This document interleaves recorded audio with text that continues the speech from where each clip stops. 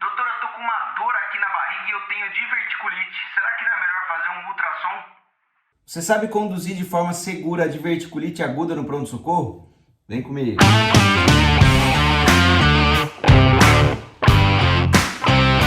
Plantoneiros, bem-vindos a mais um vídeo. O assunto de hoje é diverticulite aguda no pronto-socorro. Antes de começar, aqueles dois recados. O primeiro, de sempre checar a rotina do seu serviço. Isso vai ser muito importante, principalmente em casos de abdômen agudo. E o segundo, nunca deixar de falar com o especialista se você tiver dúvida ou julgar necessário.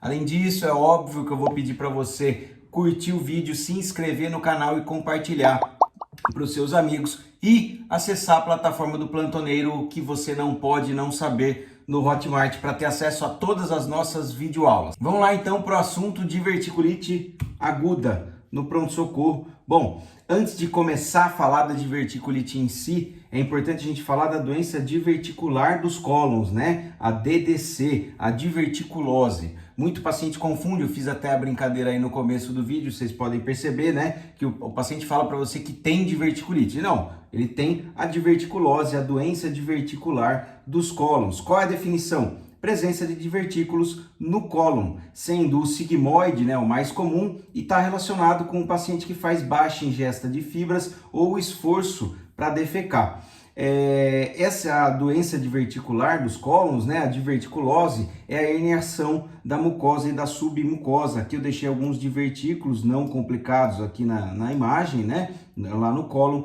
E aqui sim a diverticulite, que é quando a gente passa até a inflamação desses divertículos, esses divertículos complicados. Bom, sobre a epidemiologia e a clínica da doença diverticular dos cólons, ela apresenta, né, ela tem um risco aumentado com a idade, sendo mais comum em mulheres. Então, mulheres que fazem baixa ingesta de fibras, fazem um esforço durante a vida aí, né, tem aquela história de ser ressecada, entre aspas, faz o esforço e a herniação da mucosa e da submucosa. A maioria das pessoas com doença diverticular dos cólons é assintomática. E quando sintomática, o que ela pode te falar? Um desconforto abdominal que nem sempre é muito específico, né? Geralmente ele é meio vago, com alterações do hábito intestinal. E o diagnóstico muitas vezes é feito por um achado numa colonoscopia ou um enema opaco, já que a maioria dessas pacientes é assintomática. Falando agora da diverticulite em si, qual é a definição de diverticulite? É a perfuração, né? A complicação daquele divertículo e a presença de perfuração de um divertículo pericolônico, tá bom? Aqui eu deixei com uma ruptura, um exemplo, né, de um divertículo complicado, inflamado, com a ruptura. Nós já vamos saber classificar isso lá na frente. Qual é o quadro clínico da diverticulite aguda? Muita gente, muitos livros, o Seibston fala isso, os livros de referência, o que eu usei, galera, é o de emergências da USP, eu vou deixar o link aí para quem quiser comprar com desconto na Amazon.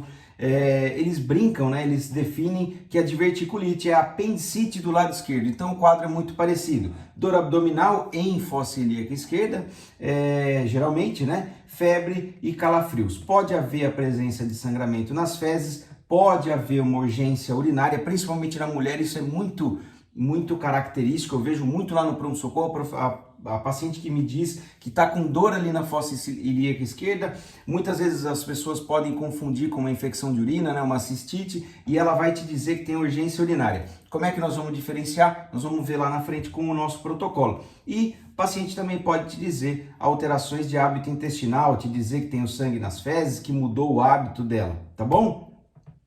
Como que eu faço o diagnóstico de diverticulite aguda, André? Muito bem, o diagnóstico é clínico com o suporte do exame de imagem. Neste caso aqui, nós estamos falando com uma tomografia de abdômen com contraste, sendo a padrão ouro. Faz a colonoscopia, pegadinha de prova de residência, né? Faz colonoscopia numa diverticulite aguda? Não, nós vamos ver como é que a gente faz isso depois. Então, o diagnóstico é clínico com ATC de abdômen e nós vamos evitar a colonoscopia na fase aguda, tá bom? Na fase inflamatória. Eu deixei um exemplo de imagem aqui, nós não somos radiologistas, eu deixei de curiosidade, tem o borramento ali, né, da gordura mesentérica, tem a presença de um outro divertículo aqui, não é, eu deixei até a referência que eu usei aqui para quem quiser clicar e acessar esse site com a descrição de uma imagem de uma tomografia. Nós vamos ter vídeos específicos de imagem em outras ocasiões. Como que é o quadro clínico? Eu já falei, apendicite do lado esquerdo, a dor abdominal, febre, calafrios, pode ter urgência miccional ou não e alterações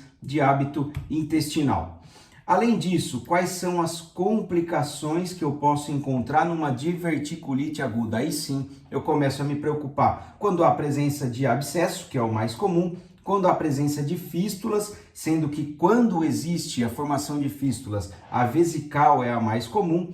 Pode haver perfuração livre, e aí nós estamos falando de um caso mais grave, né, com peritonite purulenta ou fecal, e eu posso encontrar obstrução por aderências numa paciente que já tem história aí, né, que já tem brida, que já tem história de manipulação cirúrgica anterior, enfim, de outros quadros de diverticulite, né?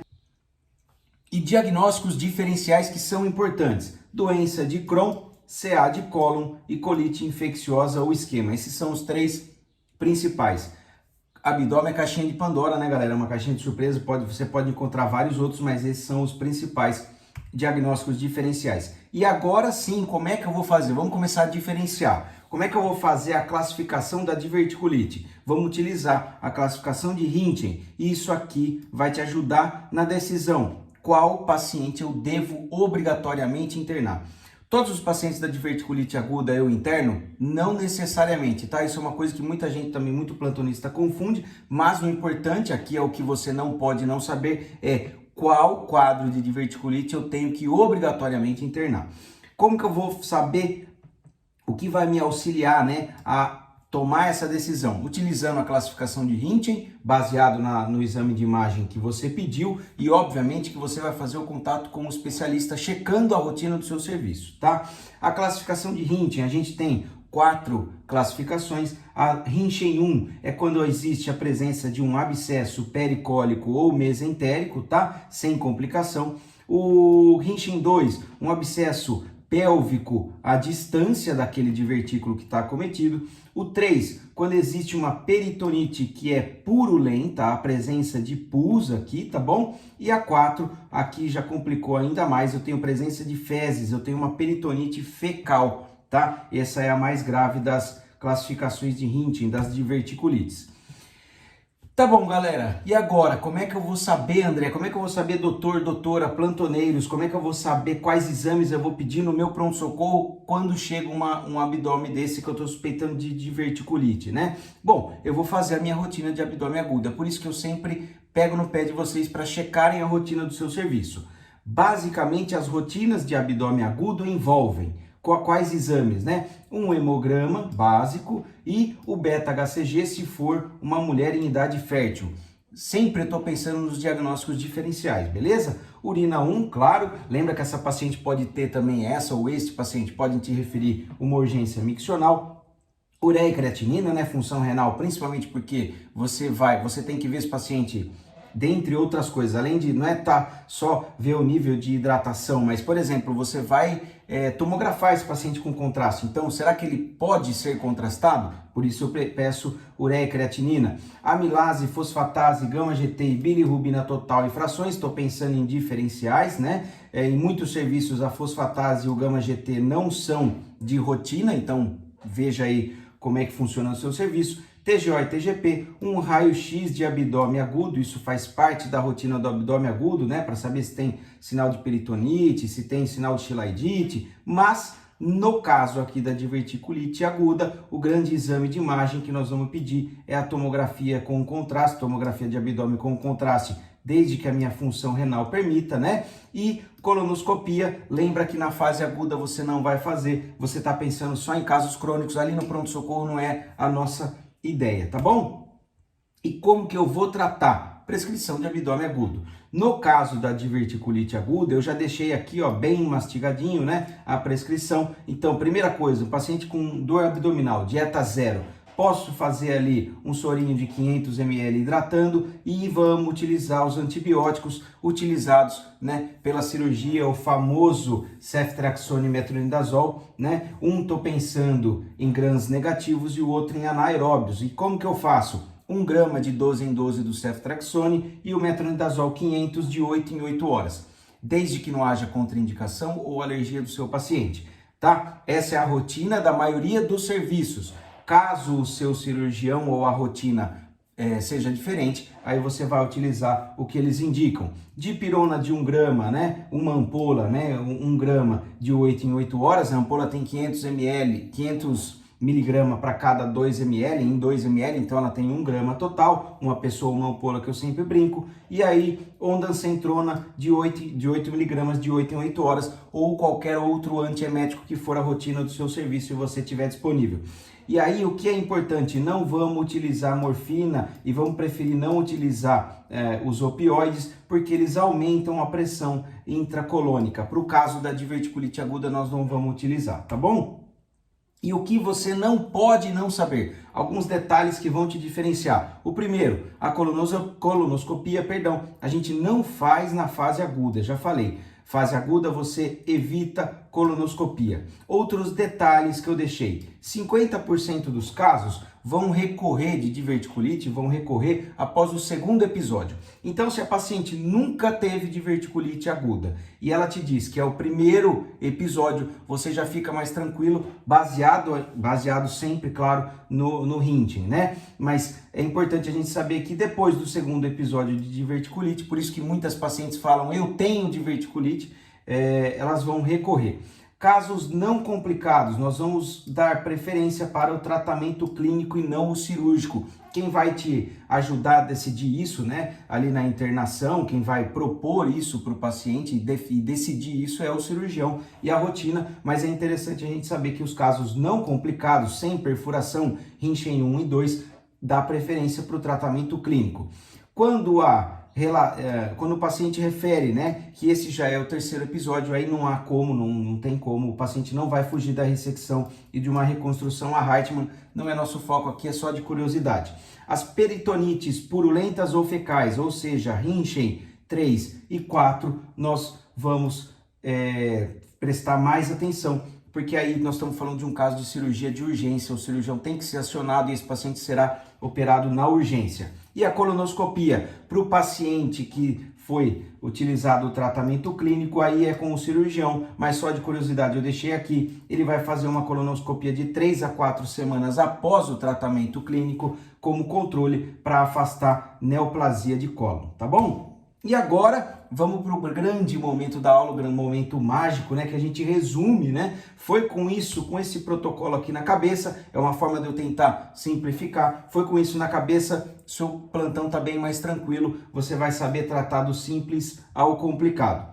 Bom, chegou lá a paciente com abdômen agudo, nós estamos falando hoje especificamente de diverticulite aguda, né? Mas abdômen agudo, a primeira pergunta que eu vou te fazer e você deve se fazer, esse paciente está estável hemodinamicamente? Se a resposta for não, aí é um paciente um pouquinho mais complicado, calma no seu coração, remove o paciente para a sala de emergência, vamos fazer medidas de estabilização, né? E o MOVE, monitorizar, oxigênio se necessário, 2 acessos venosos de qualidade e calibrosos, né? E de estabilizar e solicitar exames. Aqui, a grande sacada é primeiro fazer as medidas de estabilização e aí sim o contato com o seu cirurgião ou o seu intensivista. Esse paciente obrigatoriamente vai ser internado no seu serviço. Não, André, estou falando de um caso mais tranquilo. O paciente está estável hemodinamicamente, dá para eu tirar a história mais tranquilo, né? Vamos fazer a analgesia do pronto-socorro.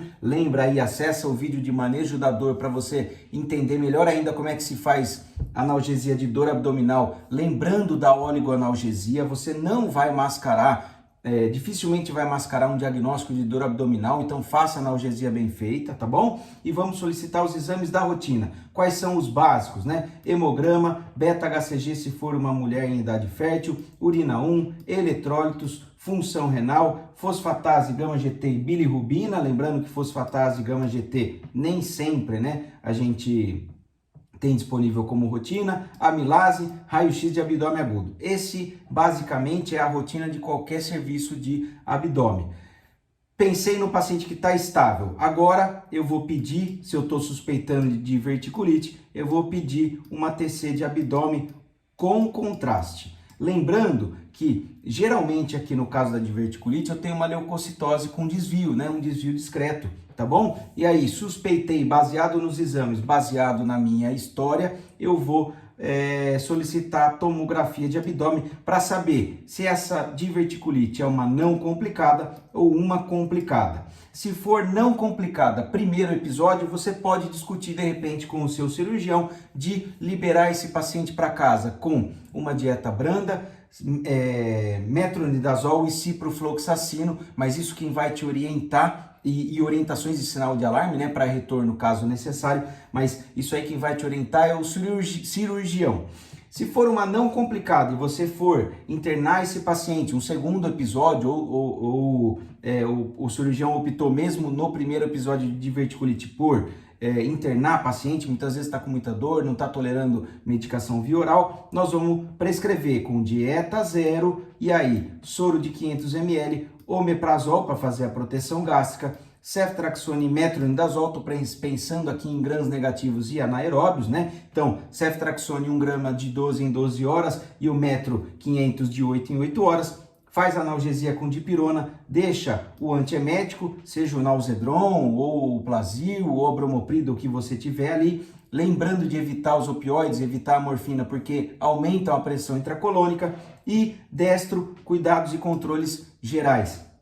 Isso aqui, galera, é importantíssimo. Agora você sabe como é que trata e como é que faz o diagnóstico, né? E o tratamento das diverticulites não complicadas e das complicadas. Lembrando, as complicadas aqui eu tô falando da 3 e da 4, ou se o paciente já está no terceiro episódio de diverticulite, e as não complicadas, Rinchen 1 e 2, sendo que ainda eu posso negociar ali com o meu paciente e com o meu cirurgião, dependendo do caso, de tentar fazer o tratamento muitas vezes ambulatorial desse paciente.